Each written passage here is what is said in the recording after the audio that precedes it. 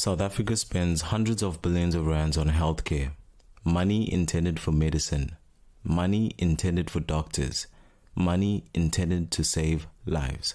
Yet millions of South Africans walk into hospitals that are understaffed, under-equipped, and overwhelmed. So where is the money going? Because while ordinary South Africans wait months for operations, a small group of politically connected businessmen have become extraordinarily wealthy from government contracts. Luxury mansions, exotic cars, multi-million rand properties, and some of the biggest corruption scandals in democratic South Africa all seem to lead back to the same place: government tenders. This is the story of Tembisa Hospital, digital vibes, COVID PPE corruption, Life Esidimeni, and the question many South Africans are now asking: has South Africa become a tenderpreneur state? Or worse, a mafia state?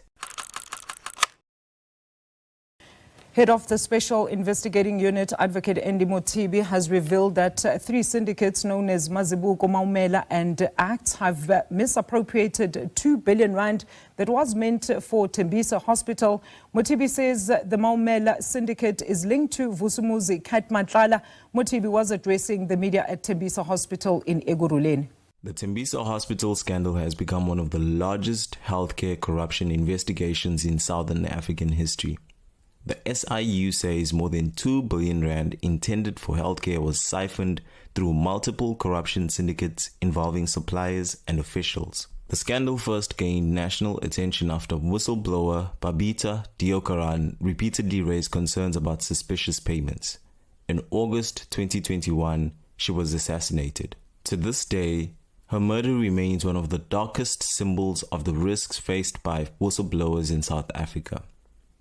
Years later, investigators would uncover what they describe as an extensive procurement network involving hundreds of millions of rand. One of the names identified by investigators was businessman Hangwani Maumela.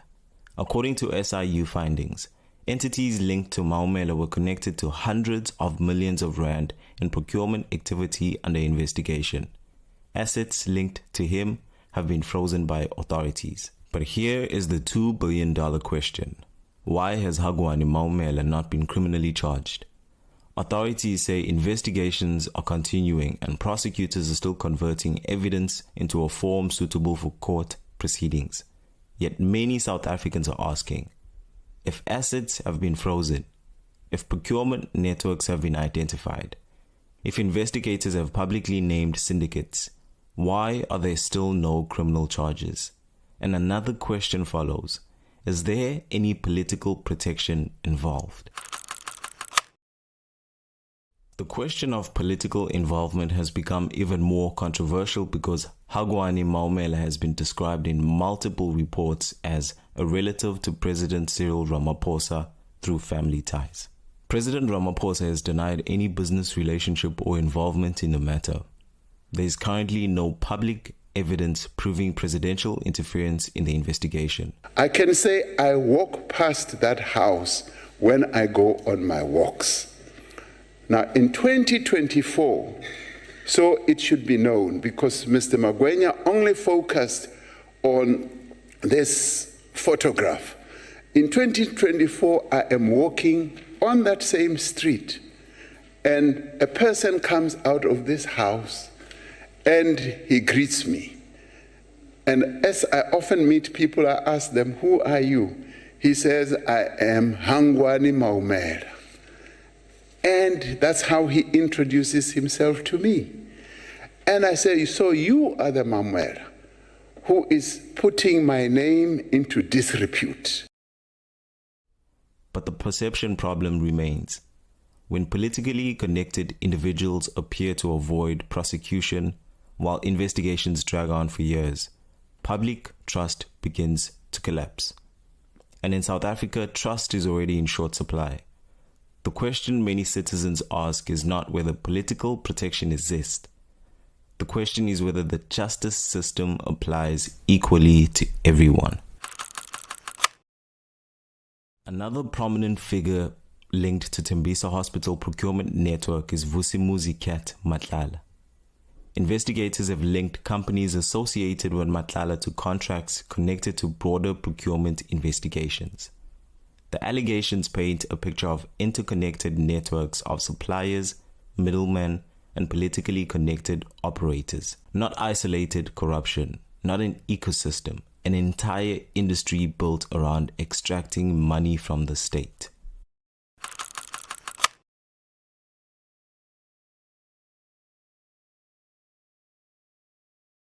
The final SIU report on the 150 million rand Digital Vibes contract places former Health Minister Dr. Zweli Mkhize and suspended Deputy DG Dr. Anban Pillay at the center of that scandal. It recommends that Pillay be criminally prosecuted for financial misconduct. The report also details how Mkhize and his former advisor Tahira Mather looted state funds and how Mkhize acted improperly and unlawfully to channel the NHI media contract to Mather. The SIU report also shows how money flowed from Digital Vibes to Then Mkhize came and his Digital family members Vibes, after a the contract worth was more than awarded. 150 million rand awarded during the COVID era. Money intended for public health communication. Instead, investigations uncovered allegations of improper enrichment and politically connected beneficiaries. The scandal ultimately ended the political ambitions of former Health Minister Zweli Mkhize. But once again, the same pattern emerged. Healthcare crisis, government contract, political connections, massive financial benefit.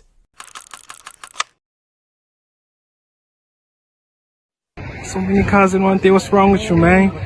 What's the first one? The 911. Okay. Second one? GTS. Okay. GTS and the stopping now. Oh, damn. The Cayenne S. It's too much. The SRT. Hella. And obviously you don't need an introduction from that one. To this, where the Special Investigating Unit has sold controversial businessman Hamilton Ndlovu's luxury home.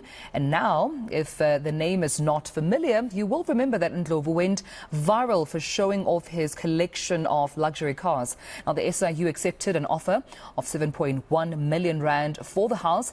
It's believed that he purchased the property with money from illegal activities. Hamilton Ndlovu became one of the most recognizable faces of PPE corruption after investigations into lucrative COVID procurement deals.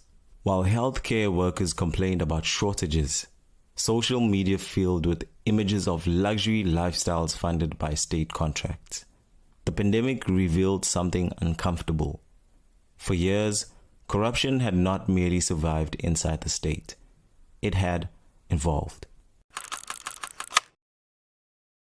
The former Gauteng MEC for Health, Kodani Mahlangu, has blamed senior managers at the health department for the deaths of 144 mentally ill patients. Mahlangu testified for the second day at the Life Esidimeni inquest into the deaths of more than 140 patients in the High Court in Pretoria.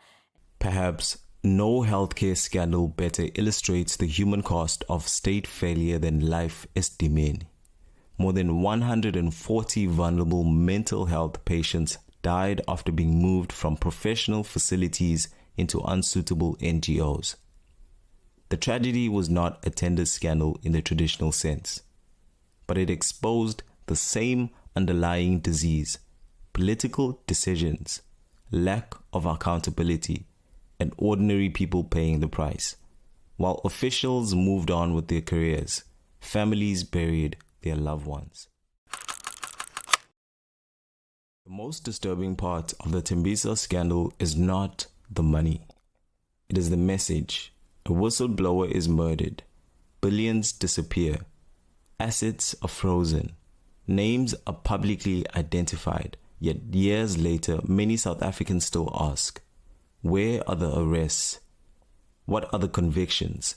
And why do the politically connected always seem to have more time than everyone else? Perhaps that is the real scandal. Not merely corruption, but the growing belief that there are two justice systems, one for ordinary South Africans and another for those with access to power. Until that question is answered, South Africa will continue asking, who really runs this country? The government or the tender networks? If you enjoyed this video, please like and subscribe and press the notification bell to get more news and political commentary like this one. Your support is highly appreciated, and please tune in for another video. Thank you.